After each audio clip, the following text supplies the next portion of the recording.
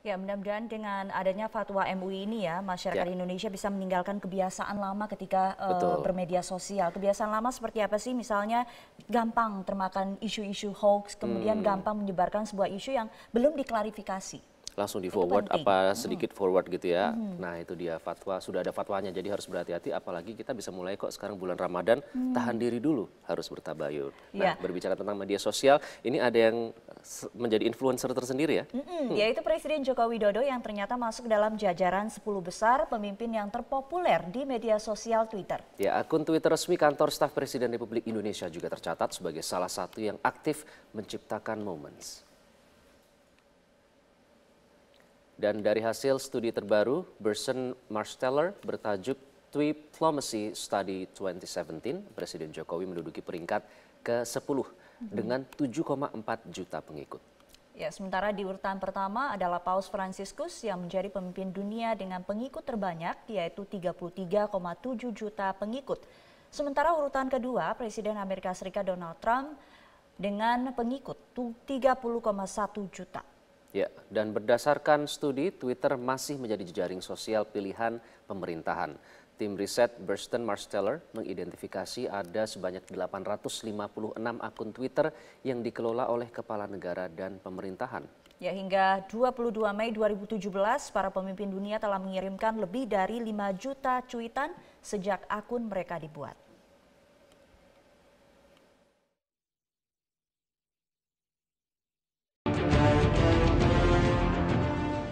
Terima kasih Anda kembali bersama kami. Kini kami akan menghubungi penelpon yaitu Pak Khairul Muslim dari Mataram. Selamat malam Pak Khairul. Silakan dengan komentar Selamat malam Anda. Mbak. Assalamualaikum warahmatullahi wabarakatuh. Waalaikumsalam. Ya. Ya silakan dengan komentar Anda. Jadi begini Pak Komarudin dan Pak Ustadz, ini pengalaman saya sebagai dosen ya, yang kebetulan mengajar salah satu mata kuliah itu pendidikan kewarganegaraan. Dari beberapa kuis yang saya lakukan untuk mengetahui pendapat mereka, anak-anak kita terhadap konsep khilafah, apakah Anda terima atau Anda tetap mendukung Pancasila, ada kekaget saya, ada beberapa yang mengatakan setuju dengan konsep khilafah. Ini saya ulang berkali-kali di Metro juga, ternyata anak-anak kita ini hanya ya karena ketidaktahuan, semangat gairah keislamannya itu dimanfaatkan untuk dicekoki, ya, dicuci otaknya tentang khilafah Islamiyah. Saya tanya, siapa yang beritahu Anda? Ustadz saya. Anda kenal enggak Ustadznya? Enggak. Anda tahu enggak latar belakang pendidikannya? Enggak. Nah artinya apa? Anak-anak kita ini karena polos, begitu mudahnya menerima konsep tadi. Ketika ditanya, tahu enggak khilafah itu seperti apa? Pokoknya dasar negara ini harus Islam Pak. Kalau Pancasila dan yang lain itu kan konsep orang kafir. Ya Allah, saya khawatir hal ini banyak terjadi di berbagai tempat di Indonesia ini karena ketidaktahuan, dicuci otaknya lalu percaya secara membabi buta. Ya, baik. Itu Terima yang kasih. saya mau sampaikan. Baik, terima kasih Pak Khairul sudah menyampaikan informasi ini. Kami akan melanjutkan ke penelpon berikutnya Pak Marolov di Jakarta. Silakan dengan komentar Anda, Pak. Terima kasih. Selamat malam. Malam. Ya, kalau lihat hasil survei itu ya, ada berapa persen tadi? Ada 9,2% yang menyatakan setuju dengan khilafah di Indonesia. Iya. Saya sih nggak artinya kalau tidak terlalu kaget dengan hasil survei itu, karena apa? Impian itu kan tetap ada keinginan seperti itu. Sejak sebelum Indonesia merdeka, kan ada keinginan untuk menjadikan negara agama, ya kan? Oleh Kartosuwiryo waktu itu salah satunya kan, waktu itu. Hanya memang akhirnya kesepakatannya udah Pancasila. Kemudian adalah DII dan seterusnya yang akhirnya sekarang lah ada HTI dan ISIS ini kan. Ya, ISIS ini. Itu saya nggak kaget itu hasil itu. Ya, hasil itu. Memang keinginan itu tidak bisa diredam sampai kapanpun tetap ada. Hanya bagaimana pemerintah, masyarakat dan semua untuk agar tidak makin meluas ya, tidak makin banyak, mengecil prosentasenya. Ya. Itu yang paling penting. Jadi, ya. Oke, Pak, yang kedua, halo? Ya Pak. Ya, terus ya memang banyak faktor ya mempengaruhi itu ya. Faktor kenapa itu menguat itu keinginan itu. ya banyak faktor lah. Iya. Yang jelas, yang faktor utama tetap ideologi gitu. Ideologi. Ya, Baik, terima kasih Pak. Kami sudah tangkap maksud Anda. Ya, kami akan melanjutkan dialog kita, pemirsa. Saya mungkin ke Pak Masda terlebih dahulu. Ini kalau kita lihat tadi dikatakan memang ada ustadz-ustadz ataupun tokoh-tokoh agama yang kemudian menyebarkan ajaran itu, sehingga akhirnya masyarakat yang tidak terlalu paham tentang agama Islam sendiri akhirnya percaya bahwa memang ini yang terbaik dan NKRI memang harus diganti. Dari NU bagaimana melihatnya? Ya, pertama-tama bahwa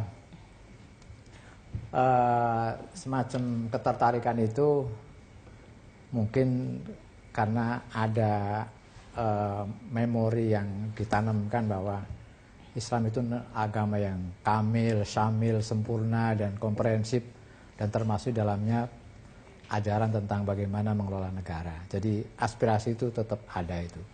Yang kedua mungkin juga karena counter discourse seperti dulu P4, Pancasila dan sebagainya itu sekarang kan sudah lama vakum ini. Jadi ruang kosong ini ya diisi oleh wacana-wacana, mungkin wacana-wacana primordial yang dulu pernah ada, pernah tertanam di dalam benak masing-masing orang, lalu kemudian muncul kembali. Dan yang ketiga mungkin juga ada faktor sosial juga, bahwa ya emang ada kesulitan pada tahap tertentu dan untuk kalangan tertentu untuk menjalani hidup ini, sehingga ilusi-ilusi kan kemudian berdatangan gitu. Jadi sebenarnya semacam ya sesuatu yang secara psikologis itu masuk akal aja, mencari sesuatu yang baru ketika dia mengalami uncertainty itu. Oleh sebab itu menurut saya ya terapinya kita balik aja bahwa Pancasila dan seluruh nilai-nilai yang terkandung di dalamnya ya mesti direvitalisasi kembali, diwacanakan kembali, tentu sesuai dengan kondisi yang kita hadapi sekarang. Supaya seolah-olah kita tidak vakum ideologi bernegara ini. Menurut saya itu penting ya. Baik, saya ke sambungan telepon kembali. Sudah ada Pak Supyadi, anggota Komisi 1 DPR RI. Selamat malam, Pak. Selamat malam, Mbak Valer. Iya, ini kan Valerina di Berita 1. Pak, ini kalau kita bicara mengenai hasil survei dari SMRC mengatakan bahwa ternyata mayoritas masyarakat mendukung NKRI berdasarkan Pancasila, tapi ternyata masih ada sebagian yang tetap setuju untuk menegakkan khilafah di Indonesia. Dari DPR sendiri bagaimana memandangnya?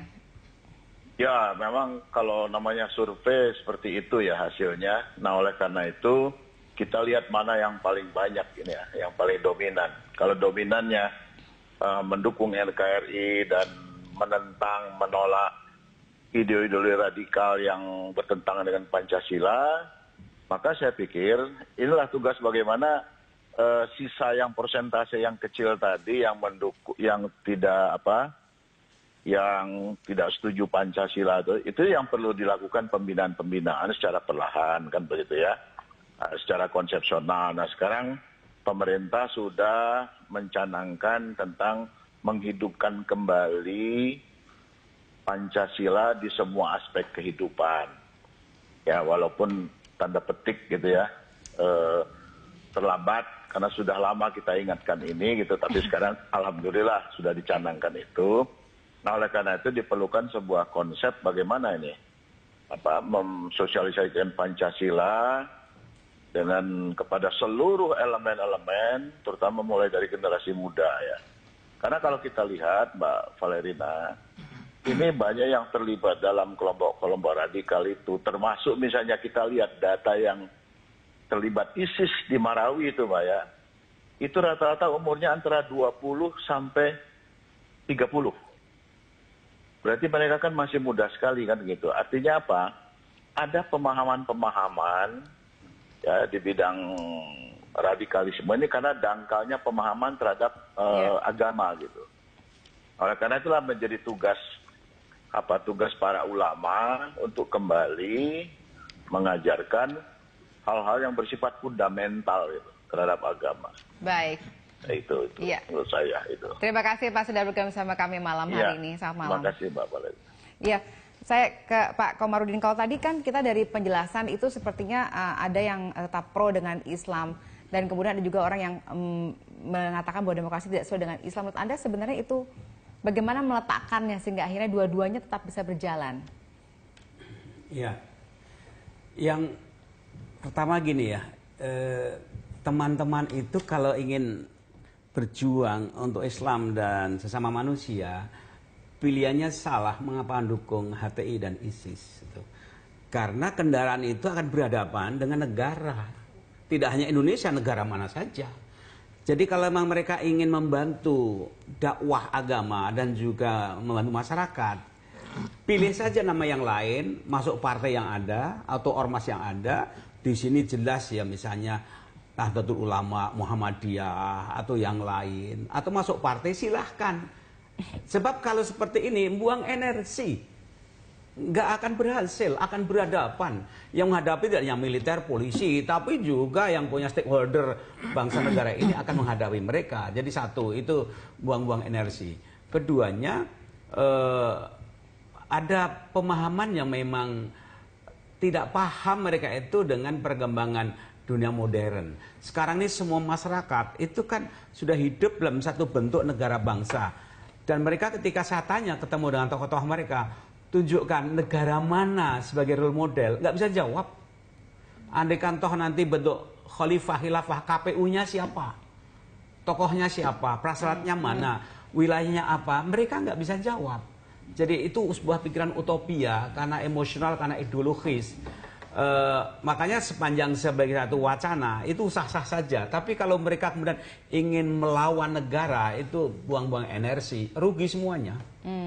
Tapi sebenarnya bagaimana seharusnya kita sebagai misalnya tadi kan generasi muda nih, tadi kan dikatakan juga Pak Supri bahwa umurnya 20 sampai 30. Kalau mereka menghadapi situasi seperti ini, menurut Anda bagaimana memagarinya? Gini, ini juga sebagian kegagalan dari parpol-parpol, ormas-ormas keagamaan yang mestinya membina konstituennya, mereka sibuk politik ke atas mulu sih. Dan sampai di atas mereka kadang mikir dirinya, mikir parpolnya, sampai dan korupsi. Sehingga mereka itu kehilangan kepercayaan, krisis role model. Akhirnya tadi masuk orang luar ngisi mereka. Jadi sekarang kembali diperkuat. Semua departemen, entah itu Kemendiknas, Kemenristek, Agama, maupun juga ormas-ormas, mari duduk bersama. Ini harus diperkecil. Sebab kalau ini udah melebar, ini repot semuanya. Dan ini kan sebagian karena dulu dibiarkan saja. Jadi sekarang ini sebenarnya sebagian karena imbas masa lalu, karena bangsa, pemerintah, dan kita itu kadang-kadang tidak mau ambil risiko, nanti dilemparlah biar pemerintah berikutnya lah, biar berikutnya. Ya akhirnya membesar. Ini kalau dibiarkan saja, nanti berikutnya lebih sengsara lagi ngadepinya. Jadi sekarang ini tidak ada waktu lain kecuali harus segera tegas pemerintah. Baik, kita masih ada satu segmen lagi, kami akan kembali saja dari berikut ini pemirsa.